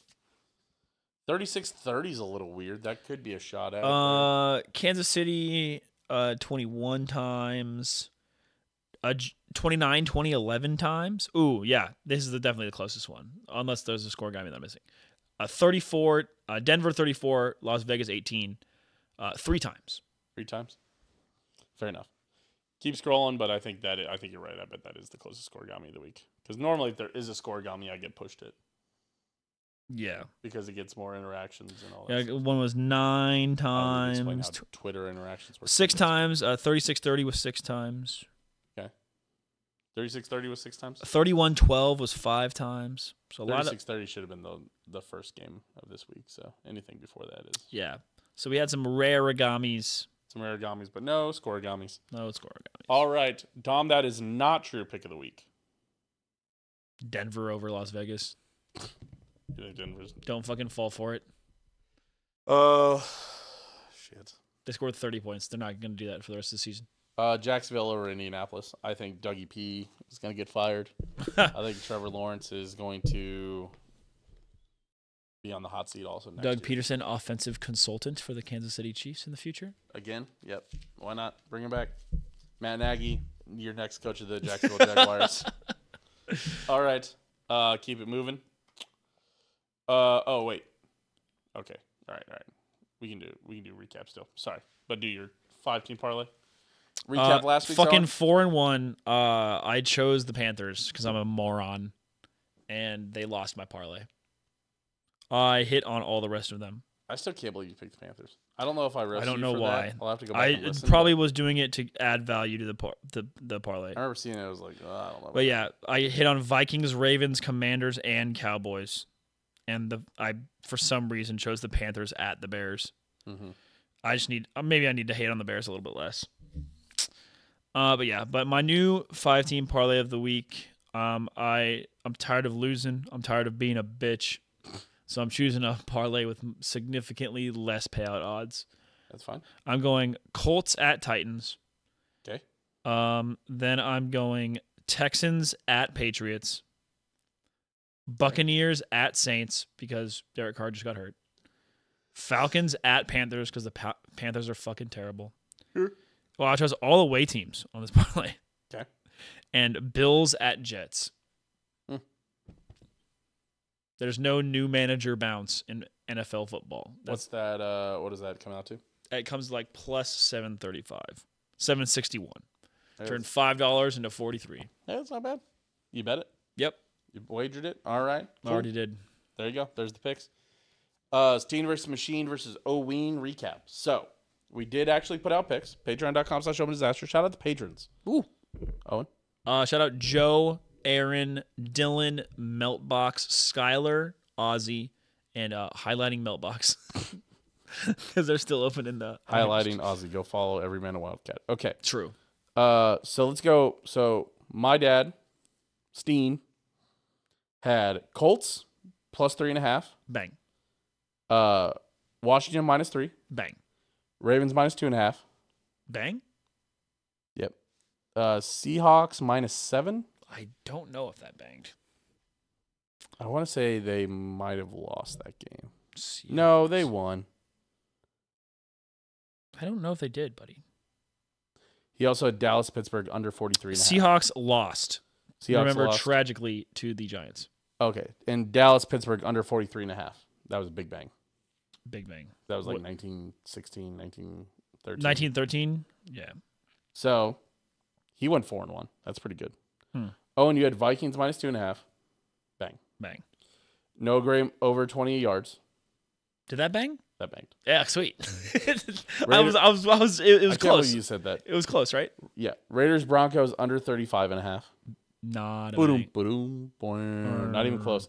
Broncos scored. Hey, it was 30-12. Broncos scored 34 themselves. That was 30-12. It was not. Damn. Whatever. I just saw it. That's tragic. Yeah, Broncos 34-18. Tragic. You had Cardinals plus 7.5. Bang. Bang. And Patriots money line. Bang. Was that a bang also? I believe they won. Damn. So you went 4-1. Well, I'm gonna have to update this. I need to check the other weeks too. I'll give you guys a full update next week. Oh no! Wait. I did Patriots plus 7.5. No, you did Patriots money line. Oh, they lost. I did Patriots money line. Yeah. Oh man, no. I went 3-2 then. They lost to the Dolphins 15-10. Fuck. Okay, 3-2 from Owen. Did I really not take their fucking spread? Their spread was plus 7.5. I just posted the text message you sent me. It was That is Patriots such a money line. shame. Okay, so I had Carolina, Chicago under 41.5. Boom, boom, boom. Did not win. Cincy, Baltimore over 50.5. Bang. Yep. Bang. Washington -3. Bang. Bang. I also had Raiders, Broncos under. Womp, womp, womp, boom. 2-2. Going into Monday Night Football, I picked the Saints money line. Boo. My sheet way overvalued the Saints, and they're undervaluing the Chiefs, honestly. But the Chiefs have put up bad stats. They've looked bad, honestly. The Chiefs. I don't blame the sheet. The Chiefs are the asshole lab rat that's fucking up your study right now. Yes, they have been. They've been that team. So I went 2-3, 2-3, 3-2, and 4-1 for my dad again. Bang, good for him. Also, while we're doing recaps, we're just trying to compete with your dad, okay? We're really just trying to compete. Can't fucking compete. I can't fucking. All right, which brings me to our recap for our picks. I've got the sheet now, so you guys can see it. Yes. Owen, yes. I don't think we updated this in 3 weeks. So week 3, I went 7-9. you went 10-6. The guest went 6-7-3. And as a group, we went 7. What are we saying? The tie? Oh, the guest total. Yeah, because they picked against each other in different ones. Yeah. And the group went 7-5-3. I'm winning. Let's go. Week 4, I went 9-7. You went 9-7. The guest went 9-6-1. And as a group, we went 10-6. All right, shout out the group. Positive again. Week 5, I went 8-6. You went 9-5. The guest went 8-3-3. And the group went 8-5-1. My ball knowledge is it's almost laughable how good I am at picking games before the season. Yes. It's actually kind of crazy. There's only been, out of the 5 weeks that we've had for the 4 different groups, me, Owen, the guest, and the group, there's only been 2 negative weeks. Truman, we need to next year I know. put 10-cent bets on all 270 games, betting a total of $27. I know. I need to get bet MGM and put in $300 and then just put 10 cents on every game. Can you send me? We should do this. We should just actually. I'm gonna bet my 10-cent picks for all 16 games. Okay. Put $1 on them. There's only 16 games. And actually now you're in the point of the season, but there's probably only 15 to 12 games every week. Just put $1 on every game. But that's going to be the week I go 5-9. My wins are all going to be minus 400. Honestly, open up an account on one that you don't normally use, DraftKings, FanDuel, and just let that be your picks. Picks one. I can do my FanDuel. Honestly, it'd be kind of funny if we each put in like $50 or $100 into an account like that. And then just bet the picks like that. And see who runs out of money first. Or no, just bet like, so if we all think the Saints are going to win, put $3 on the Saints and then $1 on the other one. Be very interesting. We're obviously pretty good at picking the games. I mean, not bad. Not bad at all. So that brings our season totals, by the way. Scroll down here. So there's been 78 games total. Keep in mind. I am 45-33. The guests are 46-25-7. Or sorry, the group is 46-25-7. Pretty good. The guests are 38-24-15. Or 16, sorry. So they have 16 contested picks that won? Yeah, the guests might be at a disadvantage here. We'll have to do it by like winning percentage. And Owen, you are at 48-30. Owen is up. I'm 45-33. Owen's 48-30. You're up 3 on me right now. Let's fucking go, man. You have 3 total games on me. I've got some ground to be made up. It's funny to go back and grade these where I was like, God, stupid. Look at all the picks that you've made. Yeah, it's just like, what was I thinking? And then there's funny where it's like, yep, we all picked that. We all totally got upset. It's like, yeah, man, I always knew that the Arizona Cardinals were going to take the game against the Niners. I knew it. Pittsburgh over Dallas. Stupid. It's the only one who did that. Stupid. All right. So there you go. Let's do a top 5, Owen. Yep. Top 5 Royals players right now. Okay.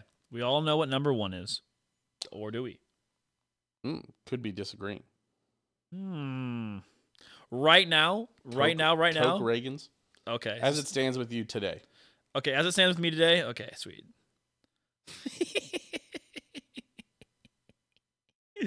You're going to love this list. I know what you know exactly. I already know what I'm doing. Okay, I'm fully committing to the bit. I'll go first. Honorable mention.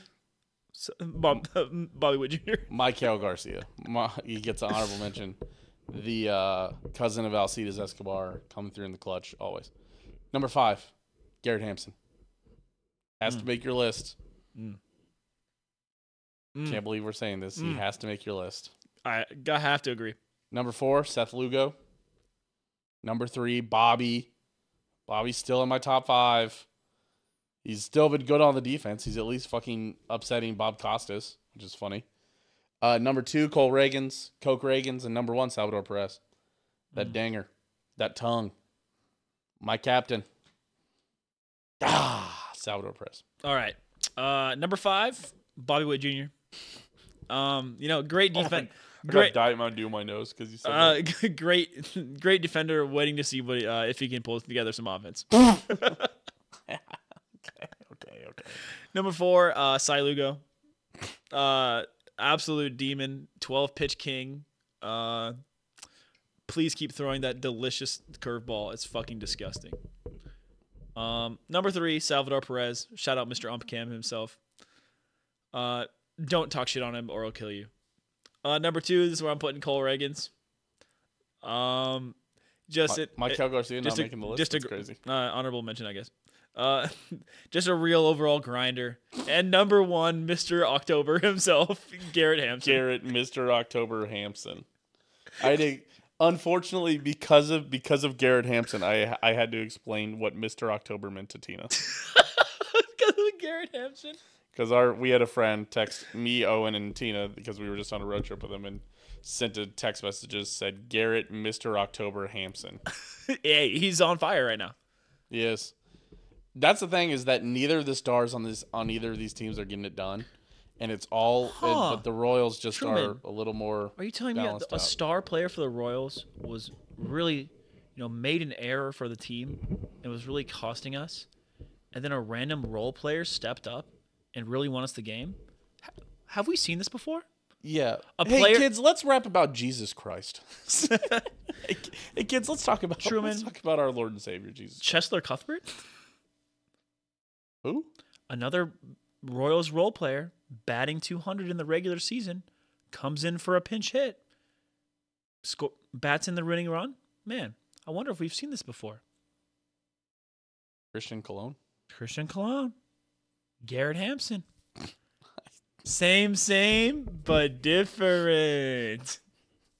Truman, can you imagine the streets if Garrett Hampson has a Christian Colon type pinch hit? Can you imagine the memes? The people putting Shohei to Ohtani's face over him? Bro, that was so funny. Garrett Hampson up in 6 hours. Garrett Hampson 44 hours away. Oh, okay. This is getting ridiculous now. Dude, this is exactly what I love about playoff baseball. Your record in the regular season no longer matters. You have players like Bobby Witt Jr. and Aaron Judge striking out a combined 8 times. It's true. The regular season does not. It was 7, but the regular season does not matter. Only thing that matters is the pitch that's coming to the plate. And if you're Michael Garcia, who was batting .220 entering this series, you're just gonna slap 4 singles into the outfield. Does Waka pitch tomorrow? No. I think Lugo's pitching tomorrow. No. Oh, sorry. I meant does Waka pitch Thursday? Yes, probably. Hate that. You don't like Michael Waka? No, no. Well, you want a singer angle? Ugh, no. I'd like Lorenzen, to be honest with you. No. I'm a Lorenzen lover. I'm a Michael Waka's disgusting curveball enjoyer. That's fair.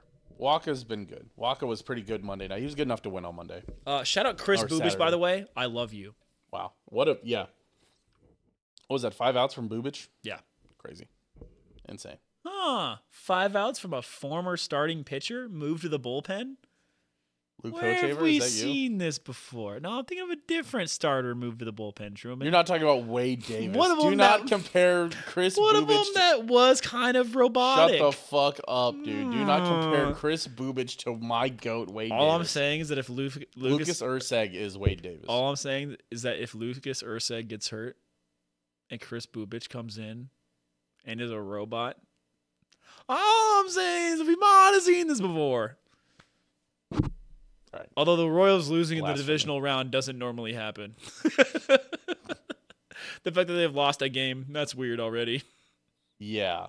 Didn't lose a game in the ALDS in 2015 at all. I don't remember watching any of those games. Oh, I was in class. Off Korea. Yeah, I didn't get to fucking see that, man. Oh, man. One of my biggest regrets. I turned that game off. And then I come back, and I'm like, dude, sucks that the Royals lost. And Kennedy looks at me in the face and goes, oh, they won. I said, what? She's like, yeah, they're celebrating downstairs right now. And I sprinted downstairs, and everyone's like coming off of the high of all of that. It was insane. I was so upset. And then, of course, we go on to win World Series or whatever. But yeah, Chris Bubich, 2 innings pitched. I'm actually shocked they didn't bring in Sam Long. Because Chris Bubich is a robot, Truman. He's a gamer.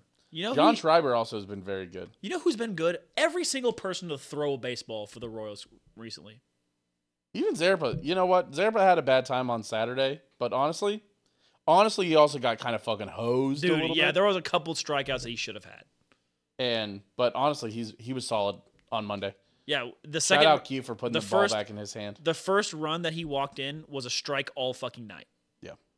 So well, it's funny, and also as bad as you remember Zerpa being, only one earned run. Yeah. He did allow. I mean, Waka, I think walked 3, and then he walked 2, and then Schreiber came in and walked 1. It was a whole thing. He didn't get any outs, to be fair. But listen, I don't even care. I really don't even care. I hope they put Zerpa back in. He's been cooking for us. His motion on his fastball is nasty. Yep. He's gonna get waves and misses. But yeah, listen, dude, it's a great time to be a Royals fan. Really looking forward to tomorrow. Also, I think it's just huge pitching advantage once you get to the playoffs. Just because I think we're gonna have to be at bowling during this game. Batters tense up so much. Yep, yeah, we are. 17:38 start time, by the way. Is it again? I don't think it is. Is it not? No, I think it's 6 o'clock. Because the game didn't start at 17:38. It was 17:38 on Saturday, but not. But it didn't start at 7. Oh, it did start at 17:38, didn't it? Tomorrow it's 6:08, so it's 18:08. 18:08. Yeah. I'm like, hey, what's up? Hello. Hey, what's up? How's it going? Oh, Padres have beat the Dodgers. Wow, all four games are tomorrow. All 4 series. So the Mets and the Padres might be able to wrap up the NLDS tomorrow. What was the final score? 6-5. Great defensive performance over there in LA. Wow. It's kind of funny. Fuck off. Get out of here. All right. That's it. By the time we'll release this tomorrow on Wednesday, so you guys will get to hear this even before the Chiefs play or the Royals play, and then we'll see we'll record next Monday. Hopefully we'll be breaking down ALCS. Previewing. Yep. Breaking down one of the actually no, we'll be getting drunk and doing trivia. But I am upset that we didn't get to do a clinch miss for the wild card though. That was a bit upsetting. I wanted to spray some champagne. It's true. Would be kind of fun. Relive old times. I remember the days. The streets won't forget, Truman. Also, I never forget fucking clinch miss after we won the water polo championship intramural and fucking Braden fucking smashed my finger. I don't remember that. I don't think you were there. I think it was me, Braden, and our roommate. And yeah, we were like doing champagne bottles, and he smacked. I was there his for that bottle clinch into miss. my bottle. I just don't remember him slamming your thumb. Yeah. It was in that parking lot, wasn't it? No, it was in our backyard. Yeah, I was there for that then. Yeah. But, yep, not great. All right, there you go. That's it. Twitter.com/Steehn Machine, Twitter.com/Dahm, TikTok.com/Steehn Machine. YouTube, Open Disaster Productions, especially if you're listening or watching or doing anything. If you've made it this far, if you've made it an hour and 40 minutes into this Yap session, hour 43 minutes into this Yap session, follow us on some things. You know, if you're not, help us grow, help us help you. You know. Also, always feel free to give us suggestions. Always feel free to just, let us know what's up. Also, what? Is the music not playing? No, it is. No, it's not. It's not showing on that. Why is it not showing on that? Did you mute the input? That's the question. Have they not been able to hear our cool button presses this entire time? Oh, yeah. Oh, man. You guys haven't been able to hear it. Oh, that sucks. They didn't hear the intro? No, probably That's not. really funny, actually. It should be cable input, which will then do it. Yep, there it is. Wow. It means also that Grubbuds didn't have the audio out or in. It also means that we didn't have the audio out or in at the beginning of the show. Well, enjoy the raw intro. Wow. Very good with it. Dealt with it for 24 months, so it's worth it. Thank you. Thank you, Margie, for subscribing here on Twitch. Twitch.tv/Steehn Machine. I guess I didn't say that one either, but really appreciate it. He's been subscribed for 24 months. So, damn. 2-year anniversary. 2 years. Thank you. Thank you for the 2 years. Thank you very much. Thank you, everybody, for being here. Thank you for hanging out. We'll see you guys soon to celebrate Royals W. Yep. Hopefully. I see this as an absolute win. Peace.